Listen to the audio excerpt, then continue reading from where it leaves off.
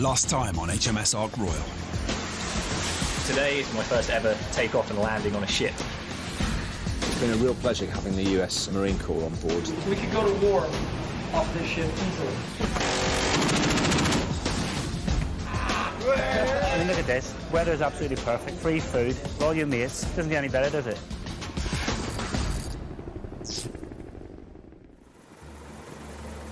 The Royal Navy's flagship, HMS Ark Royal, is leading an international task group along the east coast of the United States. She's 2.5 months into what will be her last deployment, before she's taken out of service.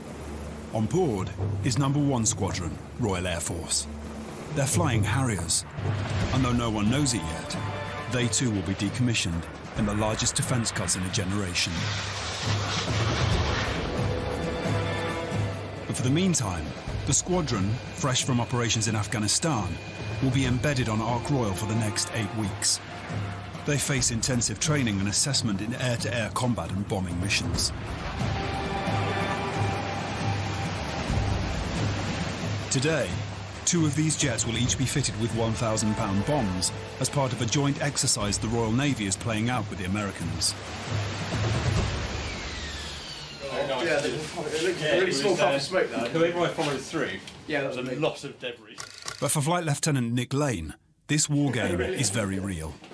The bomb he'll be carrying is primed and the target he's been given is on the American airbase of Oceana in West Virginia. As it's live ordnance he's dropping, he can't miss. In-house, if I get a good result, it avoids a lot of banter amongst the rest of the squadron. For real, as part of the exercise, we're simulating obviously for real. It's vitally important that it goes on that target. There could be friendly troops within the area within a prescribed distance that we've agreed we can accept before dropping that ordnance. So if we drop outside of that target area, we then risk the chance of fragging any friendlies that might be within the vicinity. So yeah, it's vitally important to hit the target.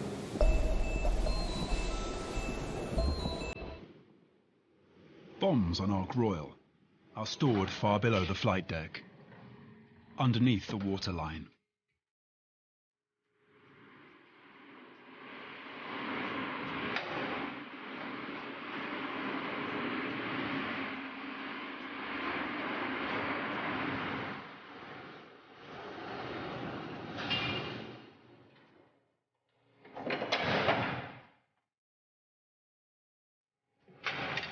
This is the bomb store.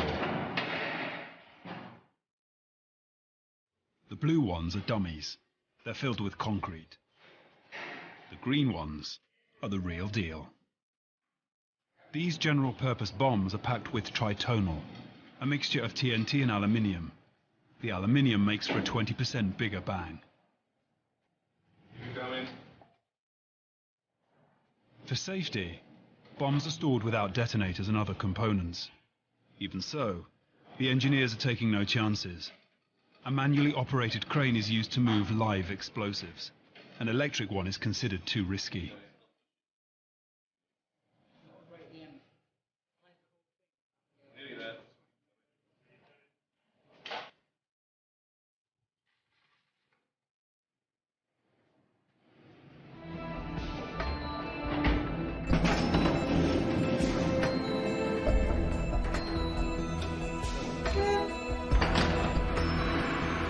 The bomb's taken by a lift back to a special compartment on the flight deck.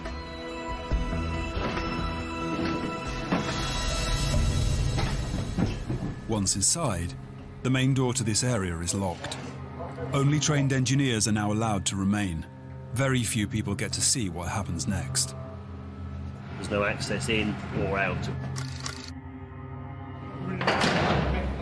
And the first question I asked you when we came in the door was you've got no active radio devices on you or senders or anything. Mobile phones or radio devices could conceivably trigger the bomb. There's always a risk associated with preparing weapons. We'll reduce the risk down to the lowest common factor. So the last thing we want to do is skip over something or miss something because somebody's interrupted us halfway through a weapon prep. It's all good.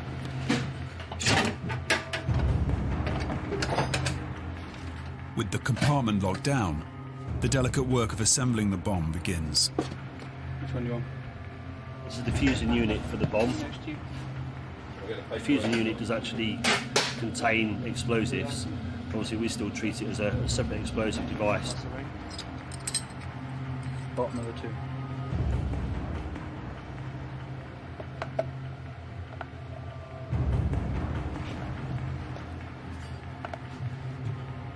A mistake at this stage could mean the bomb fails to detonate, or worse, it could explode at the wrong time. Yep, happy with that. Cool. Good. 3, 2, 1, go. The tail contains the guidance system.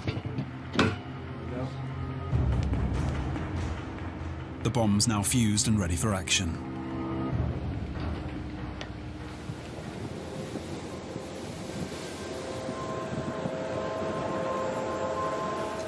On the flight deck, engineers are waiting to fit it to one of the jets. It's imperative the bomb's now handled with the utmost care.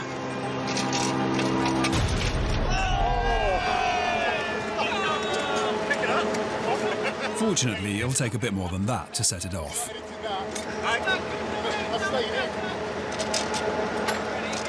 Pilot Nick Lane's never dropped a real bomb before. It's a big day for him.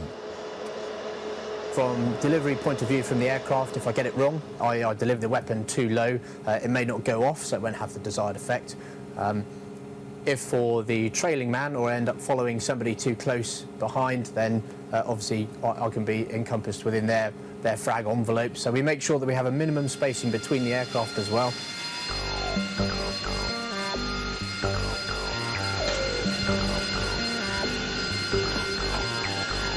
Before the flight, it's up to Nick to carry out his own checks.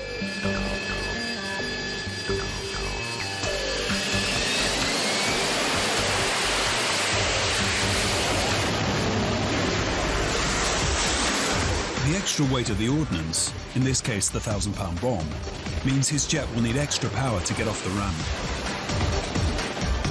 It'll also burn more fuel. By the time Nick returns to the ship, he'll be close to empty. Coming up, the target's in sight. A Jedi, a 2 is in hot, for target 16. Fire, fire, fire, fire! And Ark Royal rescues a stricken destroyer.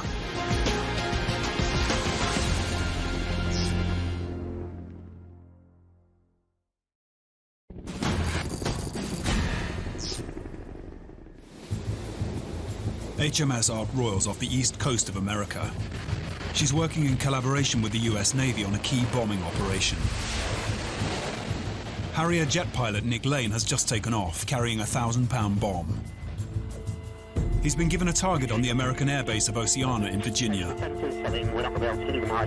It's live ordnance he's dropping, so he mustn't miss. Jedi 212223, final for jettison at the payway 2. Nick navigates the jet to its target.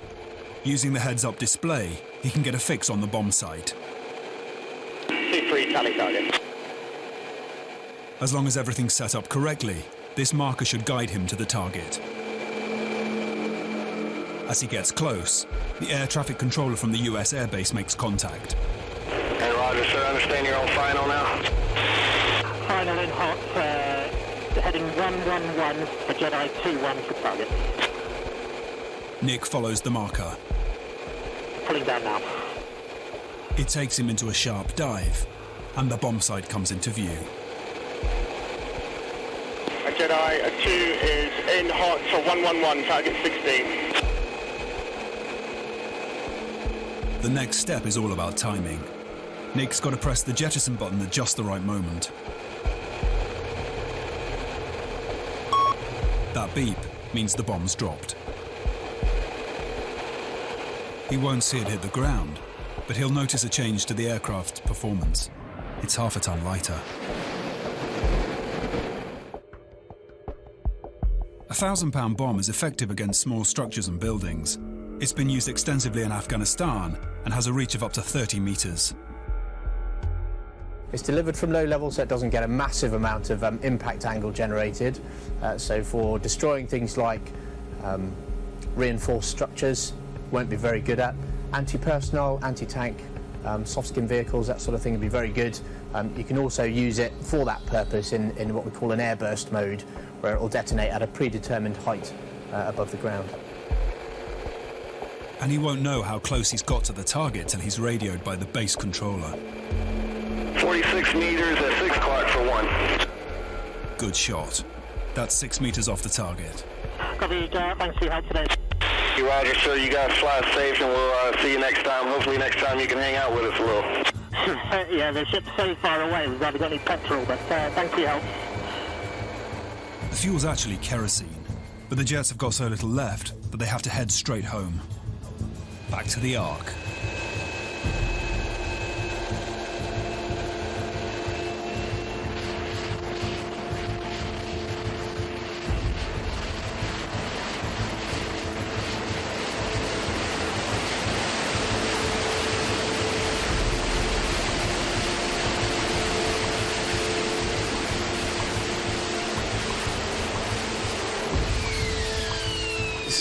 It's good. That's the first time I've dropped a live 1,000-pounder. I've dropped inert rounds before, and having the live round on definitely focuses you a little bit more on the way into the target. I think I heard him say about 5 meters south of the target. So we'll go away now. We'll debrief the tapes, look at all the parameters that I put the aircraft in before I drop the weapon. And hopefully that was all right, and it'll just be affected by wind and not by me, so we'll see.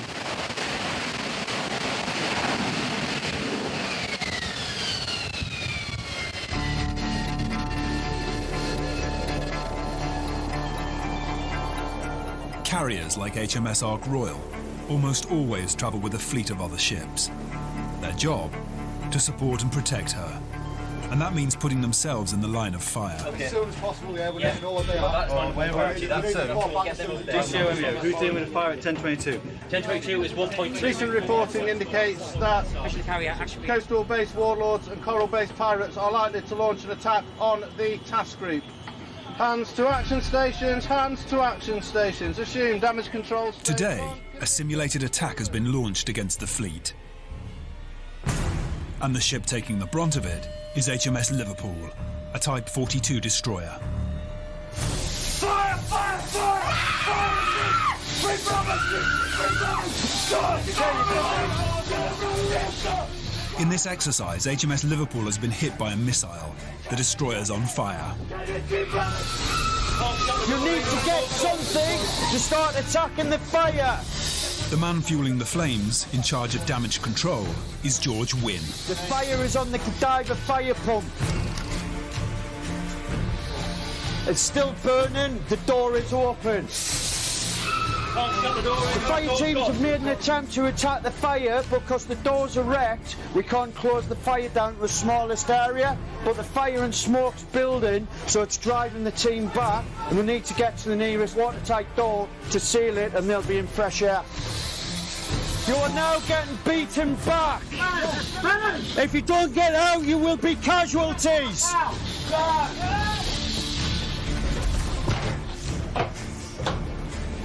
But fire isn't the only problem aboard HMS Liverpool.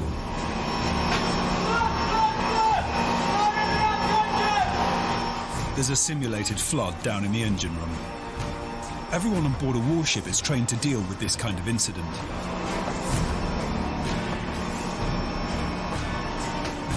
Wooden blocks are hammered into the hull to slow the leak.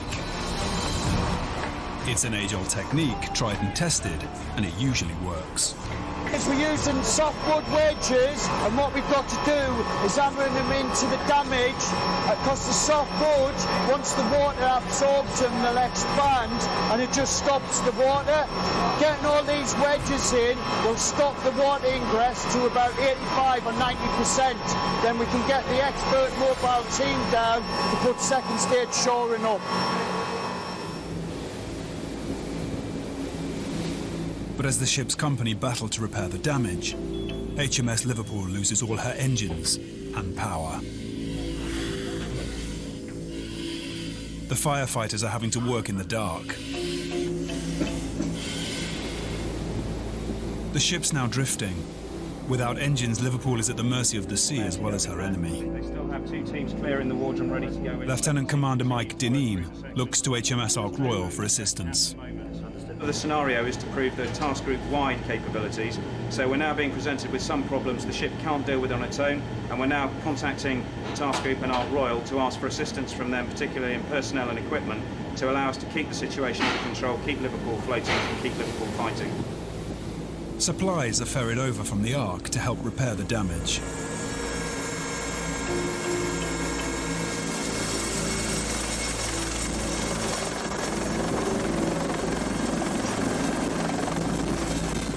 A ship in this condition is extremely vulnerable to attack, but there is a solution. Ark Royal can tow Liverpool out of the conflict zone so she can be repaired. But it's a dangerous manoeuvre. Ark's captain, John Clink, has come down from the bridge to oversee the procedure from the flight deck. Towing is challenging because you've got one ship stricken in the water. You need to assess how much it's actually moving through the water so that when you make your approach, you don't embarrass yourself by getting too close. But equally, you need to be close enough so that you can pass the lines. Ark Royal weighs in at 21,000 tonnes. HMS Liverpool is just under 4,000 tonnes. Still a sizable vessel. A collision between the two could be fatal for both ships. On Ark Royal's quarterdeck, leading seaman John Drabble is preparing to link up the two ships. The line needs to go around to the back of the bollards and then to the capstan. Going straight forward, we have the shackle there, which we connect the Liverpool's tow to our chafing piece, which is cable. It comes up there and then to a slip. The slip is then attached onto the spectacle wire by another shackle. The spectacle wire, 2 turns around the bollards, call it spectacle wire because obviously it looks like a set of spectacles. That then comes up and then it's attached to another shackle which is onto a deck clench.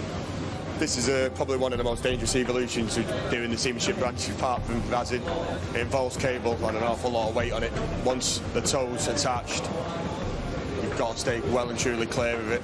I mean, if this thing parted, that's it, it's game over. If it took you out, you're gone. Right, haul away, hand over hand! Wooly, hand over hand. Just do it up, do it properly, because I've told you to.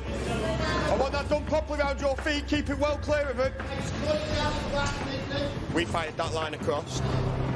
As you can see, they've attached their messenger to the end of the line. That's it, keep on going. Change your diameter. Roger, change your diameter, that's it. Now, tap. This needs to come this way, Mick. That's it, well worked. When it gets to that capstan, well on fast. That's it, well worked. Right, if you're not working on it, I want you well clear. Right over in the corner.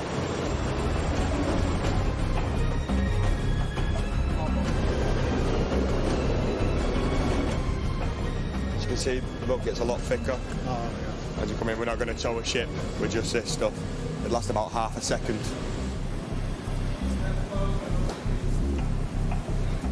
Stand by a minute. Avast! You need to put that through the link. Put that through like that. Yeah, so that line's in, that's it. And then your pin's going to go in. Right, you're going to have to lift it a bit so we can get it through the link and then back onto his shackle. Well, Dan, do not go over that line. Right, go on.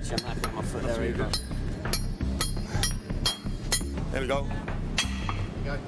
Ready? Ark Royal's ready to take the strain. Assume twin engine drive, port and starboard shafts. Ark begins to move, adding tension to the line.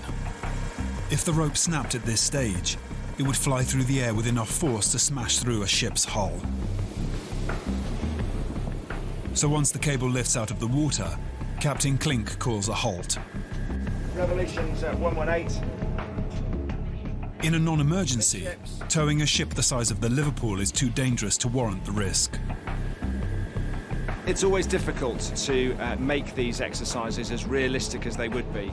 By practicing, that's the best we can do in terms of preparing for the real thing. You're gonna have to lift it up. Lift it up, it should slide up. The tow rope's disconnected. It now weighs 3 times as much due to the water it's absorbed. There we go. In line with the winch. Veer one. And it takes the entire ship's company on HMS Liverpool to pull it back in.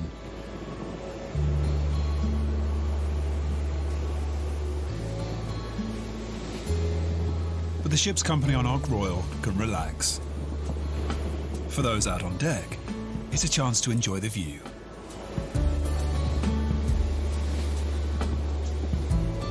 Well, we're always interested in sea mammals. We're required to report any sightings.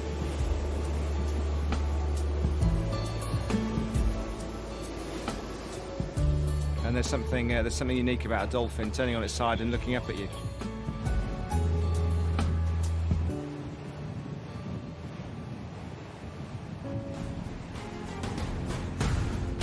Coming up. Revolution's 9-0. Ark Royal faces dangerous weather conditions. That is probably the thickest fog I have entered harbour in.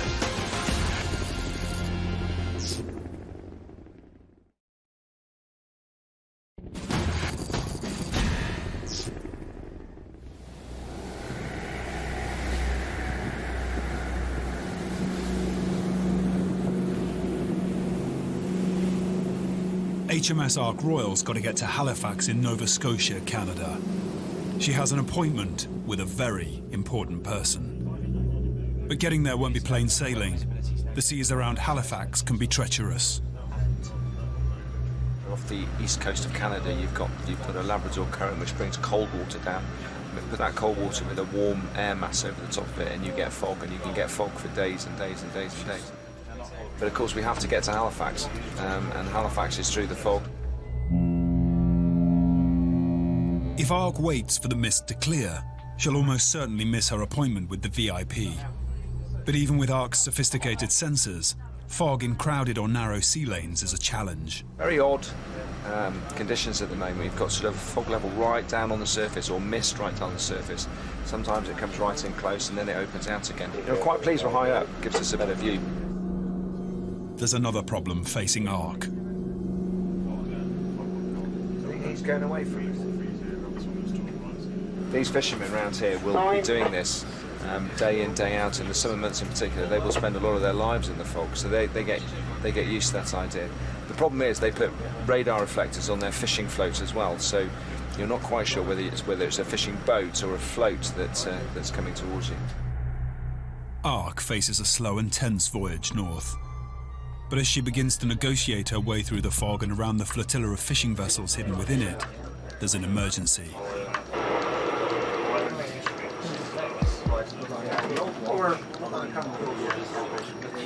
We've had what's called a Mayday relay from the local Coast Guard.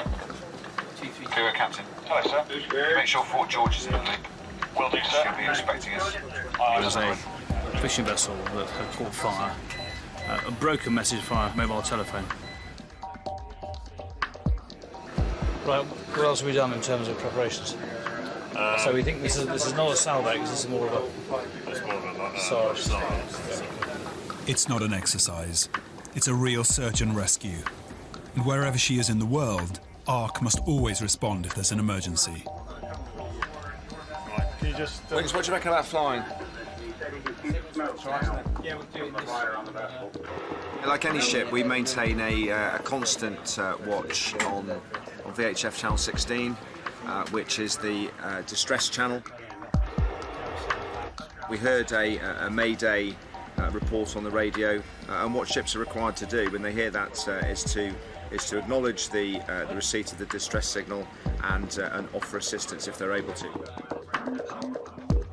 Clearly, we bring a capability that merchant ships won't have. We have, first of all, lots of people, and of course the means to get across them, either by boat if they're close in, or using the helicopters. The crew of the Merlin helicopter prepares to get airborne. Their initial concern is the weather. The fog's briefly cleared around the Ark, but there remains high risk. Patches and then not patches. You can see Ark Royal's weather forecaster, Lieutenant Marie Steele, gives a hurried briefing. you'll just find it's patches, it's in and out the whole time. Okay. It's literally just a case of putting in the most up-to-date information that we've got into a brief, putting it all together so that the aircrew can then have a look at it before they go up and know exactly what they're going up into. Okay, I'm happy with this. If it's missed patches and it's thin, yeah, good. It's safe, we're just going to go. really is. They're not far away, and I think their time on task will be, I know it's less, but I don't think it's going to be long. Is it just one person? So far, that's all we know about. Yes. It's a bit of a mixed message at the moment, but we've got the message that there is potentially a vessel on fire, and now we've had a message that there is a single chap in an upturned life raft. That's pretty much all the information we've got. The best thing to do is go and have a look.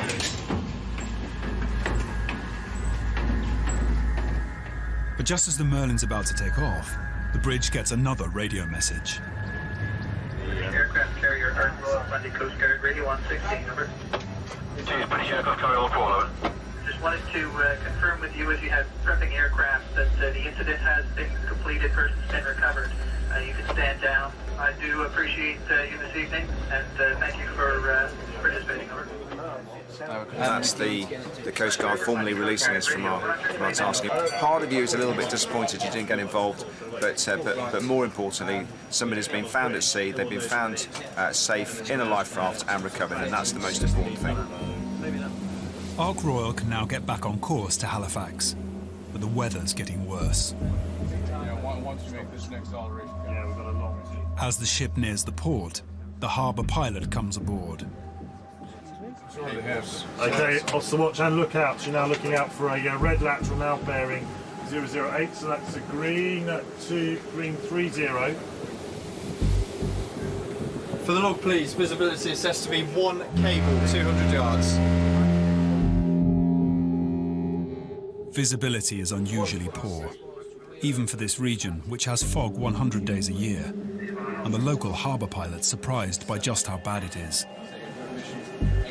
That's a standard. No, not really. 2 months to the wheel of it. Probably you picked one of the worst mornings in a long time. No, any more good news? No. The bad weather hasn't put a halt to old traditions. The ship's company line the flight deck as she comes into harbour. It's entirely appropriate that we're all dressed up in our best uniforms. Slightly marred by the weather because the visibility at the moment is about 200 yards, so my sympathy is with the 300 sailors who are lining the side of the ship who can't see anything at the moment. It's going to be only at the last moment that people see it.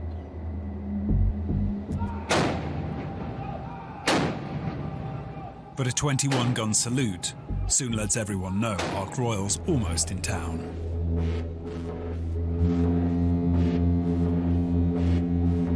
And stand by to secure the aft port quarter. You're now being set on a course of 220 towards the berth at 1 knots.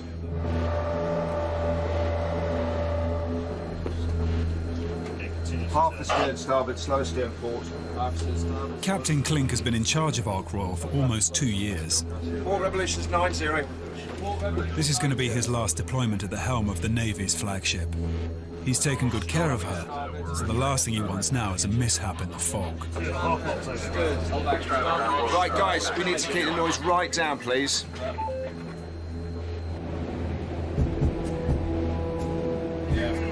Good rate of swing now to bat, stern swinging steadily to starboard by Wectus.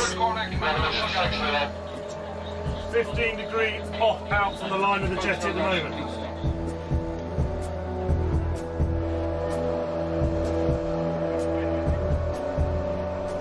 Another 100 yards until your stern is on the 60-metre point. Yeah, tell me where I want. Yeah, so your bridge, the bridge will be just after the end of the jetty.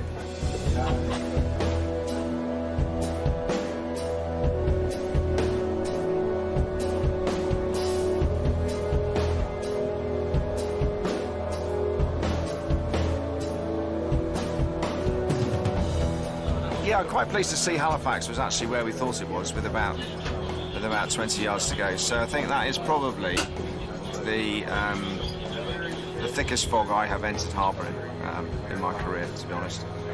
Which either means I've been very lucky or that was quite thick fog.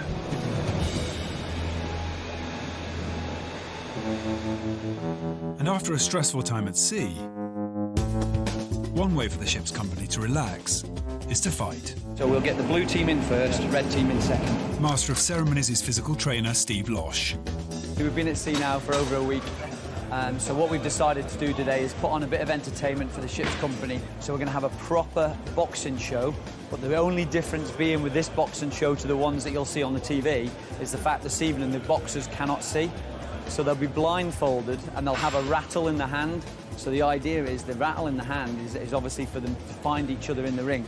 We have 26 boxers all boxing against each other. Heavyweights, super heavyweights, boys against girls, girls against girls, boys against boys. There's some real big grudge matches going on tonight. There's an awful lot of fun going to be had, I think. You love that. Go on to that. Down in the female mess, they're getting ready for a big night out. Kirsty's going to go out there and show her what she's made of. And they're putting a lot of effort into their fancy dress. Me and a few of the girls are going to go and support our mate Kirsty. She's actually doing a bit of blind boxing against a IFT girl. So we've decided to go along and be our ring girls, and we're actually going as chavs. Ladies and gentlemen, it's showtime!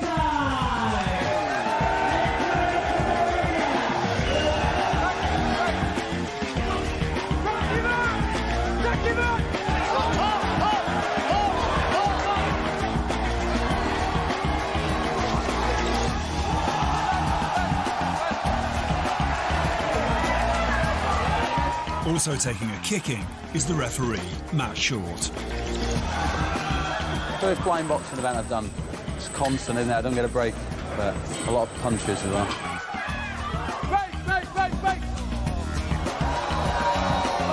As soon as the crowd had a couple of quiet drinks, everyone seemed to get into it, and it was good, it went well. Next fight on the card is Kirsty from 6 Tango Deck.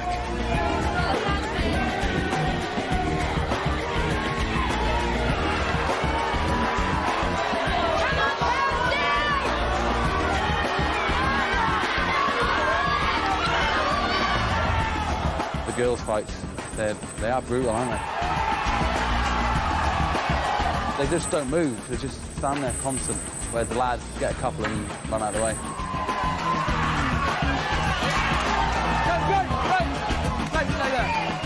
The winner by knockout, Amy Jack Russell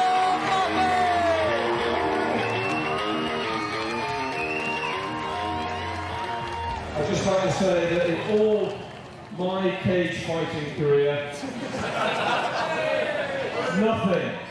nothing prepared me for the sheer brutality of female boxing.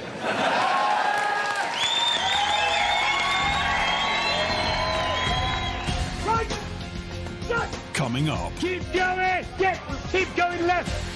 the crew of Ark Royal prepares for their VIP visit.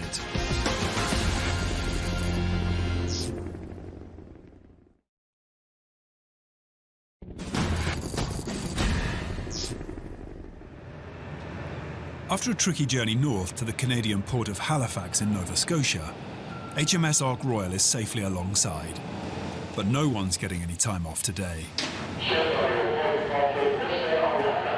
The whole of the ship's company is preparing for a VIP, the British Prime Minister, David Cameron. These opportunities, they come fairly randomly, and sometimes it just happens at very short notice, or it's a planned visit with the royal family or with senior members of government. What a great opportunity, and something that I will certainly remember from my time in command of Ark Royal. The captain wants his ship ship-shape. And making sure the skipper gets what he wants is Marie Steele. Most of the time she's the ship's weather girl, but today she's got another role as officer of the day. The officer of the day is responsible directly to the captain for the safety and security of the ship and the ship's company whilst we're alongside. But because the Prime Minister's on his way, the role of officer of the day has a greater responsibility. What's your flat? Here's Mum, yeah. You just give a sweep behind that pipework there. There's loads of just bits of fluff and stuff on the deck. Get someone to do it. Thank you. It is normally very busy, and we normally have quite a lot going on full stop, but obviously today is even worse with all of this on top as well. That's the other thing I need to do is just check the route that he's going to be walking, just to make sure that it's all tidy. Just have lots of mail delivered, so that's not too good. Hello, can you find out from Bandy what's going on with all that mail for me, please? Yeah. I'm going to walk along this way. Yeah, will do. I think there's a lot of excitement, but I think there's also a lot of nervous anticipation as well. Just not knowing really what to expect. Mind if I just come and have a look around? Everyone decent. A hand-picked few on the Ark will have the chance to meet the Prime Minister in private in their mess. So Marie needs to know they'll be ready. Massively tidy. And, make sure around the mess square here is all tidy. Yep. Get rid of anything that is offensive or might cause offence. Obviously, it's a quite a high-profile visitor coming in. It's out of place. Sorry. There's a saying in the Navy that trouble always flows downhill. So I'll be the first person who gets into bother over it, yeah. There will be a rehearsal for the Prime Minister's visit. Everybody who is involved needs to be in position. Do not mess up on the rehearsal. You will get your backside kicked. Right, it is important that we get this right first time. Otherwise, if we don't, we will have to do it again. Mick Malone's also aware that trouble on a warship flows down through the ranks. All right, I've got to make sure that it all happens. If it doesn't happen, my arse is grass. He's down in the hangar, and he's in charge of making sure that every sailor and every bit of hardware is in the right place and looking good.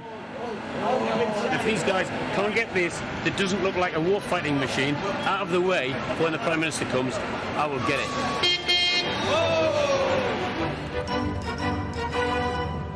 But there's still a lot of sorting out to do with the ship's company.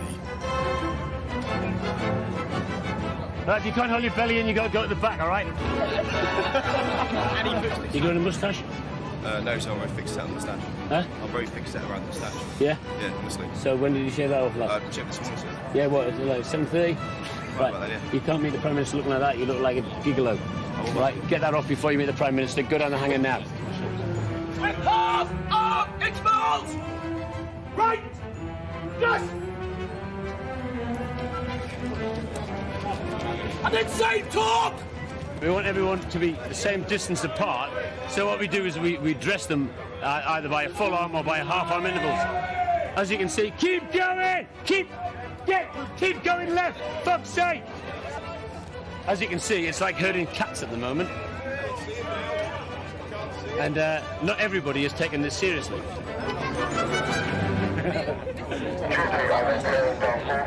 But there are no smiles on the gangway. Marie's under pressure. She's in charge of the ceremonials that'll welcome the Prime Minister. She also has to salute him aboard, and she's anxious to have a rehearsal. Right, got my two pipers, second offs today. I'm going to chase up Helen. But it's not going to plan. I've done this rehearsal. Gangway offs today. The Prime Minister's not far away, and a lot of people don't know where to stand. I have no idea what is going on at all at the moment. Can you give them another call? Because he's doing it now, is he? Okay, there's too many people here. Not enough knowing what's going on. There's also a script to learn. The Right Honourable David Cameron, MP, Prime Minister, United Kingdom.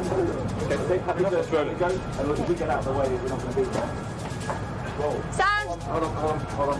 Where's he going to be? The rehearsal gets underway, with one of Number 10's team playing the part of the Prime Minister. We make the pipe. Salute!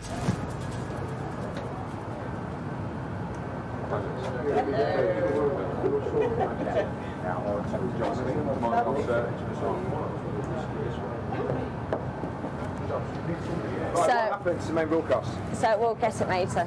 Yeah? But the captain's not happy. The scripted announcement didn't happen, and Marie's timing for the salute was off.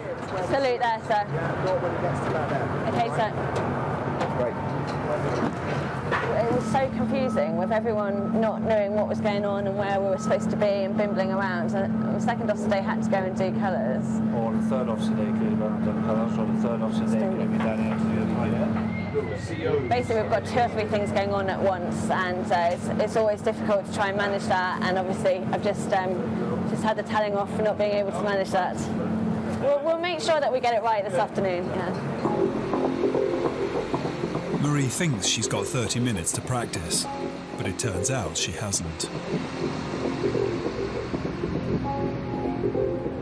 Hello, just to let you know that he's expected to be with us slightly earlier than the earlier plan.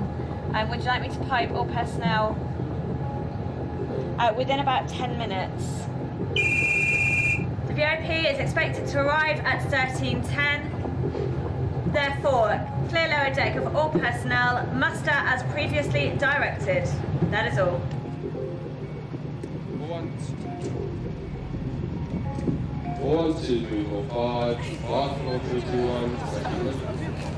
There's just a few minutes of nervous waiting left.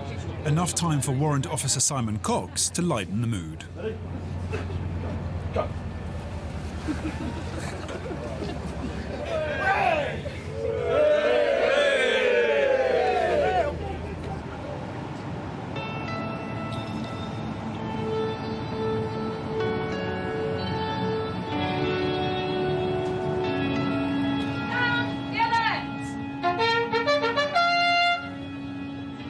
Attention on the place and weather decks. Face to starboard. Right honourable David Cameron, MP. Prime Minister, United Kingdom and Northern Ireland. Salute!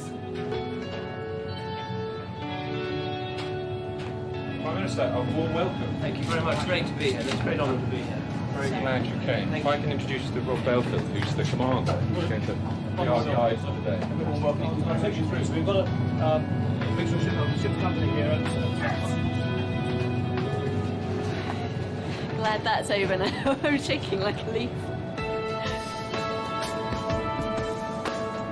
He's never visited a warship before, so it's going to be a whole new world to him.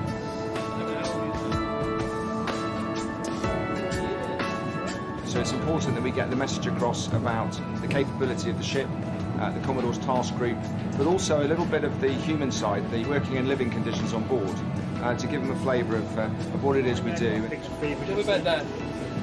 So that's an example of a mission, their exact route, overlaid with the maritime shipping in blue that you can see there. That's a light. The captain and the ship's company have set out to impress the Prime Minister. After all, this is the man who holds the purse strings and can order them to go to war. The first thing I wanted to say is a very, very big thank you. You work incredibly long hours. You're taken away from your loved ones. You do a job that many of us simply couldn't do. And it's right that we should say a very big thank you for what you do. A great military commander once said that those things we do for ourselves die with us. Those things we do in the service of others, they live forever. That is what you do in the Royal Navy, that is what you do in our armed services. And I'm here as the new British Prime Minister to say a very big thank you. Thank you for all you do. Thank you for all you are. Thank you for all you represent. We are proud of you. So thank you. And remember, you are never forgotten. Thank you very much.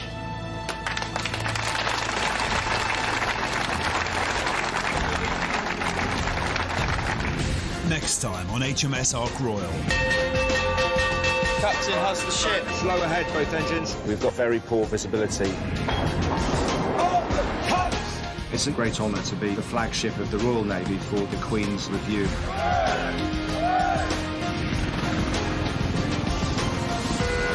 Probably the worst type of flood a ship can get into.